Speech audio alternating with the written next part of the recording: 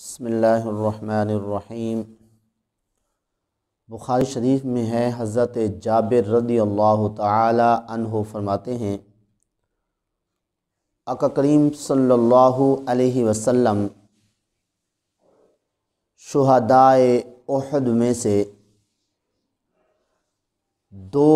دو آدمیوں کو ایک قبر کے اندر جمع یعنی دفن فرماتے تھے، اور دفن سے پہلے آپ پوچھتے تھے کہ ان دو میں سے قرآن پاک کس کو زیادہ یاد تھا؟ تو جس کی طرف اشارہ کیا جاتا، آپ صلی اللہ علیہ وسلم اس زیادہ قرآن پاک یاد کرنے والے کو پہلے قبر کے اندر رکھتے۔ اسی طرح حضرت عبداللہ ذوالبجادین رضی اللہ تعالی عنہ، انہیں ذوالبجادین اس لیے کہتے ہیں کہ یہ ہر وقت دو چادریں اپنے اوپر اوڑھے رکھتے تھے، چاہے سردی ہوتی گرمی ہوتی۔ تو آپ سے پوچھا جاتا کہ آپ گرمی سردی میں دو چادریں اوڑھے رکھتے ہیں، اس کی وجہ کیا ہے؟ آپ فرماتے، موت کا چونکہ علم نہیں ہے کب آ جائے، تو میں چاہتا ہوں کہ جب مجھے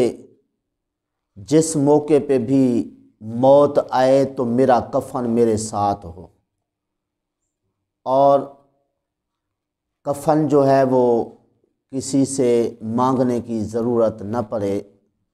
میرے اپنے پاس موجود ہوگا تو مجھے کفن دے دیا جائے گا۔ یہ حضرت عبداللہ ذوالبجادین رضی اللہ تعالی عنہ، سبحان اللہ، جنہیں موت بہت زیادہ یاد تھی،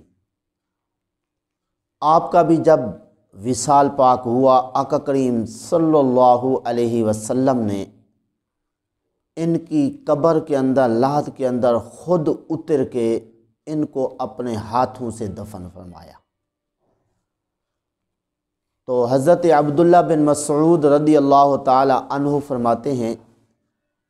جب آپ صلی اللہ علیہ وسلم ان کو اپنے ہاتھوں سے لے رہے تھے تو اس وقت میں دل میں یہ خواہش کر رہا تھا، کاش کہ آج عبداللہ بن مسعود کی میت ہوتی جو حضور کے ہاتھوں پہ جاتی، حضور اس کو اپنے ہاتھوں سے دفن فرماتے۔ بہرحال آقا کریم صلی اللہ علیہ وسلم نے جب حضرت عبداللہ ذوالبجادین رضی اللہ تعالیٰ عنہ کو اپنے ہاتھوں سے دفن فرمایا، جب فارغ ہوئے تو عرض کی گئی، آقا پہلے تو آپ کسی کی قبر کے اندر نہیں اترتے تھے، تو آج آپ خود ان کی قبر کے اندر اترے، اپنے ہاتھوں سے ان کو قبر کے اندر دفن فرمایا، ان میں کیا خصوصیت تھی؟ کون سا ایسا عمل تھا کہ جس کی برکت سے آپ نے اپنے ہاتھوں سے ان کو دفن فرمایا؟ آقا کریم صلی اللہ علیہ وسلم نے ارشاد فرمایا، یہ میرے صحابی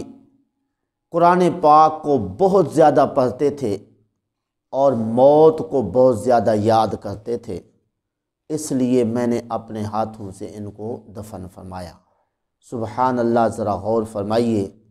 قرآن پاک زیادہ یاد کرنے والے اور قرآن پاک کو زیادہ پڑھنے والے کو ہمارے آقا کریم صلی اللہ علیہ وسلم کتنی عزت دے رہے ہیں، اپنے ہاتھوں سے دفن بھی فرما رہے ہیں، پھر قرآن پاک زیادہ یاد کرنے والے کے بارے میں پوچھ بھی رہے ہیں کہ یہ کون ہے۔ تو آقا کریم صلی اللہ علیہ وسلم کا زیادہ قرآن پاک یاد کرنے والے کے بارے میں پوچھنا، جی یہ اس بات کی دلیل ہے کہ آقا کریم صلی اللہ علیہ وسلم قرآن پاک یاد کرنے والے سے بہت زیادہ پیار فرماتے تھے، ورنہ ہمارے آقا کریم صلی اللہ علیہ وسلم اپنے کون سی امتی کے حال سے واقف نہیں ہیں، ہر ایک کے حال سے، بلکہ وہ جنت میں چلا جائے تو حضور اس کو بھی جانتے ہیں کہ جنت کے کس درجے میں ہے۔ تو اس طرح حضور کے سامنے جس کی زندگی گزری ہو، کیسے ہو سکتا ہے کہ حضور کو اس کا علم نہ ہو؟ یہ تو سبحان اللہ آج 14ویں صدی کے اللہ تعالیٰ کے محبوب بندوں کے کئی ایسے واقعات موجود ہیں کہ وہ اپنے مریدوں کی حالت اور کیفیت جانتے ہیں کہ ان کا مرید گھر میں کیا کرتا ہے، آگے پیچھے کیا کرتا ہے۔ یہ تو ہمارے آقا ہیں، ہمارے آقا کو کس چیز کا علم نہیں ہے؟ سبحان اللہ۔ تو اس لیے آقا کریم صلی اللہ علیہ وسلم کا خصوصاً پوچھنا کہ ان میں سے کون زیادہ قرآن پاک یاد کرنے والا تھا، یہ دراصل قیامت تک آنے والے لوگوں کے اندر یہ جذبہ پیدا کرنا تھا کہ دیکھو جو قرآن پاک کو زیادہ پڑھتا ہے، اس کو زیادہ یاد کرتا ہے، ہمیں اس سے کتنا زیادہ پیار ہے۔ تو اس لیے قرآن پاک کوشش کی جائے زیادہ سے زیادہ پڑھا جائے اور قرآن پاک کو زیادہ سے زیادہ یاد کیا جائے،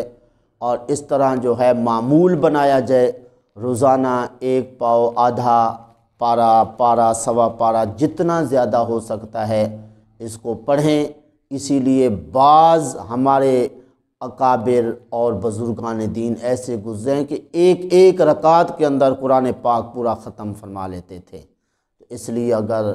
پورا قرآن پاک روزانہ ختم نہیں کر سکتے تو کم از کم کچھ نہ کچھ تو اس کو پڑھنا چاہیے، کہ اس قرآن پاک کی زیارت کرنا بھی بڑی عبادت ہے۔